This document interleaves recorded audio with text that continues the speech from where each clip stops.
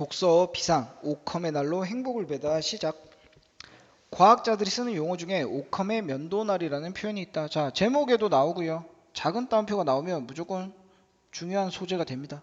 14세기 영국의 논리학자였던 오컴의 이름에서 탄생한 이 용어는 정의 나오죠. 우리 모르잖아. 이게 뭔지 모르니까 알려줘야 될 거 아니야. 어떤 현상을 설명할 때 필요 이상의 가정과 개념들은 면도날로 베어낼 필요가 있다는 권고로 쓰인다. 가정과 개념을 없애랍니다. 필요 이상의. 그러니까 설명할 때 너무 길게 하지 말라는 얘기지. 없애라는 거예요. 권고 이런 단어 뜻 시험에 나올 수 있습니다. 챙기세요. 사고의 절약을 추구하는 사고는 생각이야. 생각의 절약. 잘라내니까 생각이 줄어들겠지. 이 원리는 과학 이론의 기본 지침이다. 과학의 기본이래요. 과학은 이렇게 간단하게 생각해야 된대. 최근 심리학에 등장한 진화생물학적 견해는 인간 심리학에 대한 날카로운 면도날 역할을 하는 한편 심리학에 대해서 간명하게 생각하게 하는 역할, 즉 간략하고 명확하게 이런 거겠죠. 간략하고 명확하게 간단하게 인간 본질에 대한 새로운 해석을 내놓고 있다. 그럼 이제 앞으로 뭐가 나오겠니? 이 새로운 해석이 나올 거라고. 진화생물학적인 견해는 지금까지와는 다른 새로운 해석을 보여준답니다.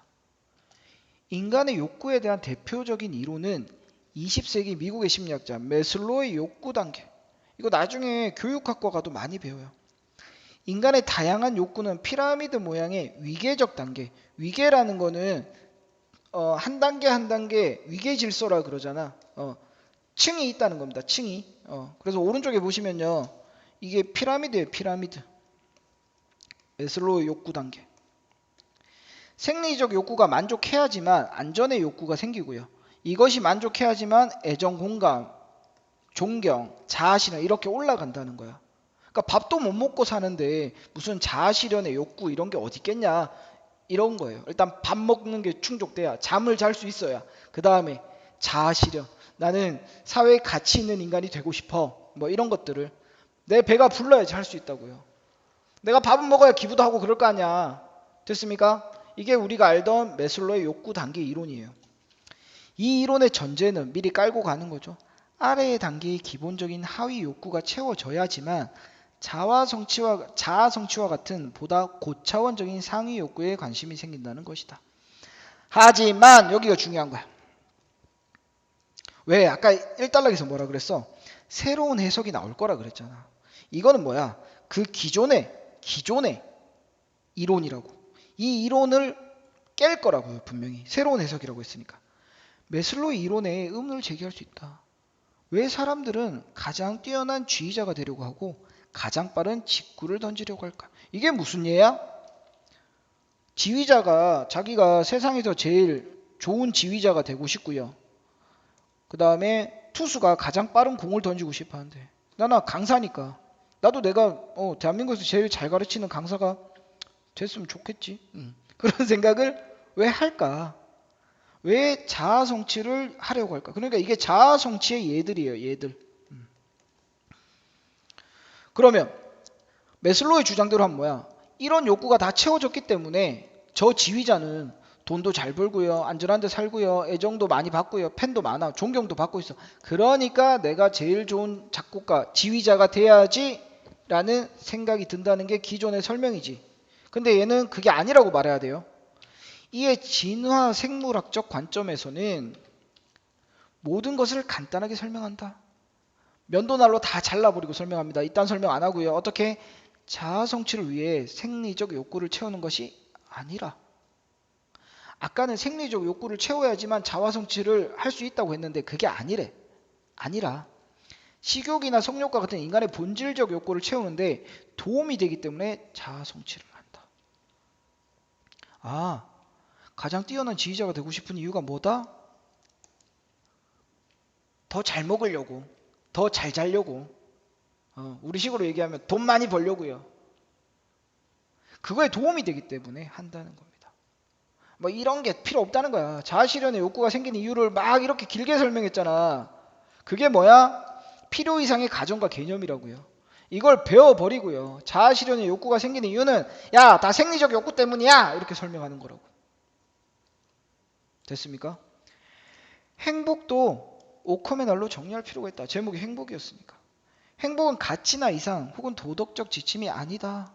진짜 행복이라는 것은 레몬의 신맛처럼 비유, 직유법 쓰고 있죠. 구체적인 경험이다.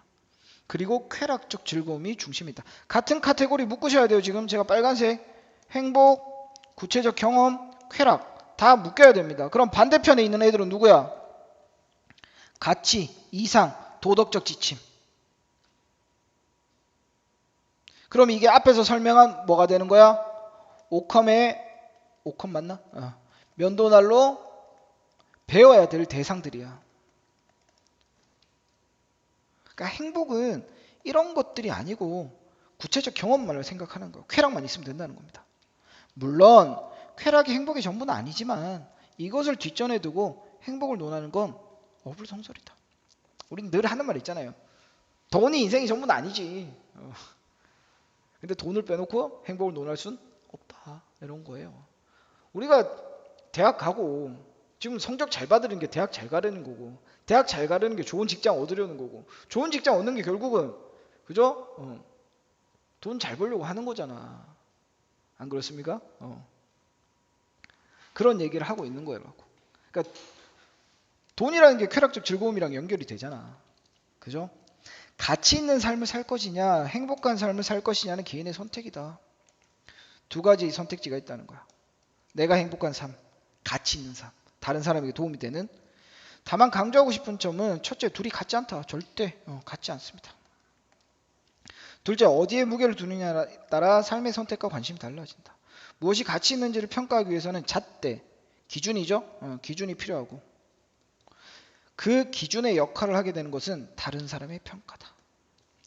내가 무엇을 좋아하고 하고 싶은지보다는 우선시되는 것이 내 선택이 남들이 어떻게 평가하느냐는 것이다. 이러한 관점에서 보면 내가 지금 좋고 즐거운 것보다 남들 눈에 사력 있고 그냥 플러스적인 거, 힘 있는 사람으로 인정받는 것이 중요해진다.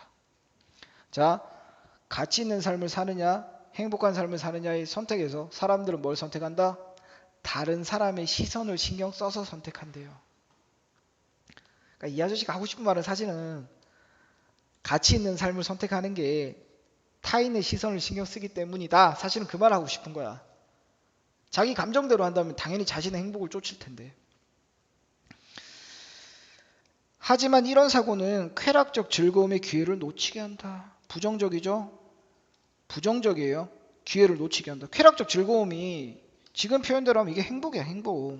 그치? 행복이랑 같은 카테고리잖아. 행복을 놓친다는 거야. 미국 시카고 대학의 C 교수의 유명한 초콜릿 연구 예시입니다. 대학생들이 2온수의 바퀴벌레 모양의 초콜릿과 0.5온수의 하트 모양의 초콜릿 중 하나를 고르겠다. 자, 온수는 뭐 크기인가 봐요. 그러면 하트 모양 쪼매난 초콜릿이 있고요. 바퀴벌레 모양. 큰 초콜릿. 예쁜 것을 선호하는 보편적인 심리를 고려할 때 먹는 즐거움은 누가 더 크겠니? 아마 얘가 더 클 거야. 얘가 예쁘잖아. 먹어도 맛있을 거라고. 그런데 학생들 뭘 더 많이 선택한다? 얘를 더 많이 선택한대요. 바퀴벌레 모양을. 왜? 68%의 학생들은 크기가 더 큰 바퀴벌레 모양 초콜릿을 선택했다. 일반인의 합리주의라고 불리는 이 현상은 자신의 선택이 타인에게 정당한 선택으로 보이고 싶은 욕구 때문이다. 같은 값이면 큰 초콜릿을 선택하는 것이 더 합리적으로 보인다는 거야. 그래서 사람들은 실제로는 얘를 고르고 싶지만 얘를 더 많이 고른다라는 연구예요. 그까지 모양보다 객관적인 양의 차이를 비교해서 내리는 것이 더 합리적으로 보일 거라는 것이다. 3단락은 그냥 예시입니다. 크게 중요하지 않아요. 온스 뭐 이딴 거 신경 쓰지 말라고. 이딴 거 시험 문제 안 나와요. 그러니까 왜 사람들이 바퀴벌레를 선택했느냐? 바퀴벌레를 선택했다니까 좀 그렇네. 바퀴벌레 모양의 초콜릿을 선택했느냐? 4단락도 똑같아요. 그냥 예시예요. 크게 중요하지 않아요. 대학에서 심리학을 전공하려는 학생 수가 급증했다. 그러다 보니 학점이 좋은 학생부터 전공을 선택할 수 있는 제도가 도입됐다. 당시 한 학생에게 심리학 전공을 선택한 이유를 물었다. 의외의 답이 나왔다. 심리학에 특별한 관심이 있어서라기보다는 높은 학점을 최대한 활용하기 위해 심리학을 전공하기로 했다는 것이다. 야, 너 왜 심리학 선택했어? 저는 어릴 때부터 심리학에 관심이 많았어요가 아니고 남들이 많이 하니까요. 이런 거라고. 사실 우리 사회에서 자주 본다. 천문학자가 되고 싶었지만 자신의 성적에 맞춰 의대 진학을 결정하고 더 행복해지기 위한 선택이라고 하지만 명분의 행복을 양보하는 것이다. 명분의 행복을 양보하는 것이다. 그럼 지금 여기서 명분이라는 것도 카테고리가 긍정으로 가야 돼, 부정으로 가야 돼? 이 아저씨 입장에서는 부정이에요. 그죠? 이 명분도 타인의 시선이에요. 그리고 개인의 행복으로 봤을 때는 앞에서 말했던 뭐와 같아지는 거야? 이거 가치, 이상, 도덕적 지침 이거 다 같은 카테고리입니다. 여기서 조금 헷갈릴 수 있어. 도덕적 뭐였지? 지침.